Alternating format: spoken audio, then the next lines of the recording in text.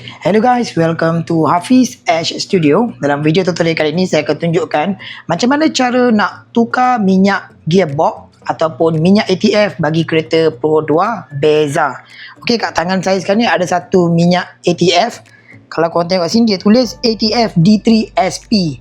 Yang ni memang direkomendkan untuk kereta Pro 2 Beza 1.3. Berapa botol yang kita perlukan? Yang kita perlukan adalah 4 botol. Satu botol ni persamaan dengan 1 liter. Okey, dan apa lagi yang korang perlukan untuk tukar minyak ATF ni? First kali korang mestilah ada bekas macam ni lah untuk buang minyak hitam tu. Dia akan letak dalam ni nanti, minyak hitam akan masuk dalam ni. Kemudian korang kena ada funnel ataupun corong yang macam ni, yang panjang. Dan last kali korang kena ada spanner box untuk kita buka nut minyak ATF.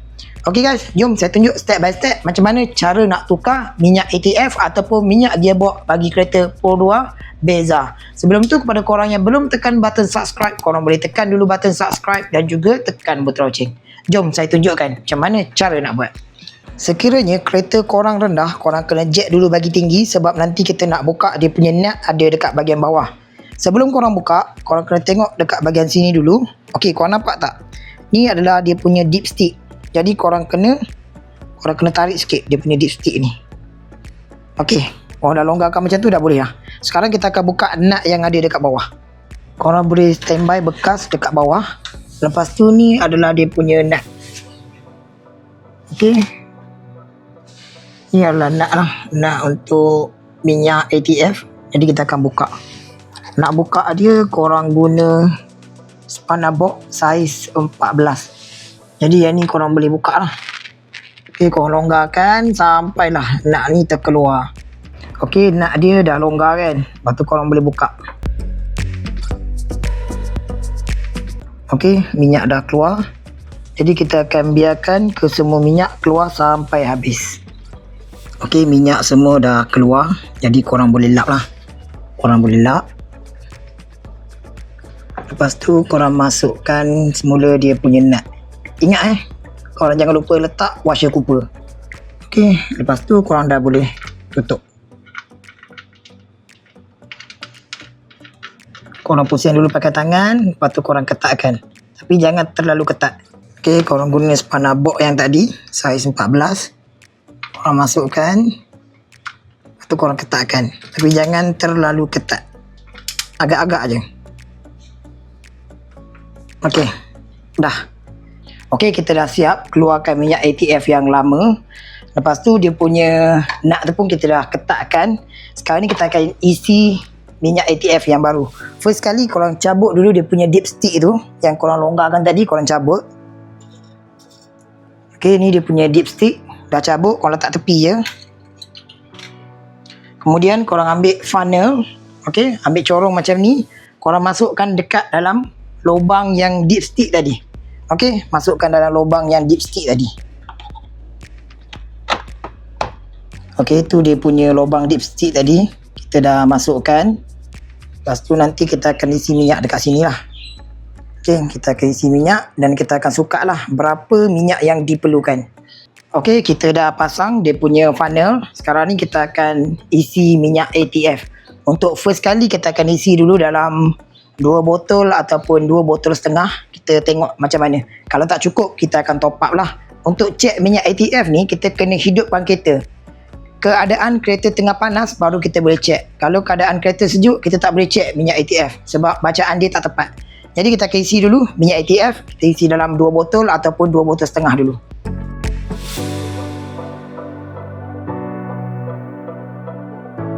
Okey, lepas kita dah isi minyak, kita akan start kereta lah. Kita akan start kereta. Okey, lepas tu korang kena main gear. Okey, korang main gear daripada P. Korang letak dekat R. Okey, korang tunggu kejap. Korang letak dekat N. Korang tunggu kejap. Dalam 7 second macam tu. Tekan dekat D4. Korang turun dekat 3. Korang turun dekat 2. Okey, korang main gear. Korang kena main-main lah gear ni. Kita nak minyak semua tu mengalir dengan lancar. Semasa korang main gear, jangan lupa kaki kena pijak brake. Okey, kaki kena pijak brake. Lepas tu baru korang boleh main gear. Okey, sekarang kita akan pergi cek minyak. Sebelum tu gear korang ni kena letak dalam keadaan neutral. Okey, dekat N. Okey, dah dekat N, sekarang kita akan pergi cek minyak. Untuk cek dipstick ni, korang boleh tengok dekat bahagian sini lah. Ada dia tulis perkataan C dan juga hash. C ni maksud dia cool, hash ni adalah tengah high lah, tengah keadaan panas. Okey, korang just masuk je dipstick ni dekat dalam. Dekat dalam lubang dia. Korang masuk je. Lepas tu korang just tarik balik. Kemudian korang boleh tengok minyak dia level mana. Nampak? Minyak dia kurang. Dia duduk dekat C je. Jadi kita kena tambah lah minyak. Sampailah dia ada dekat hash ni. Dekat bawah sikit. Tu dah cukup. Sekarang minyak ni kurang. Jadi kita akan tambah minyak. Okey, kita akan pasang semula dia punya funnel. Okey, dah siap pasang. Sekarang kita akan isi minyak.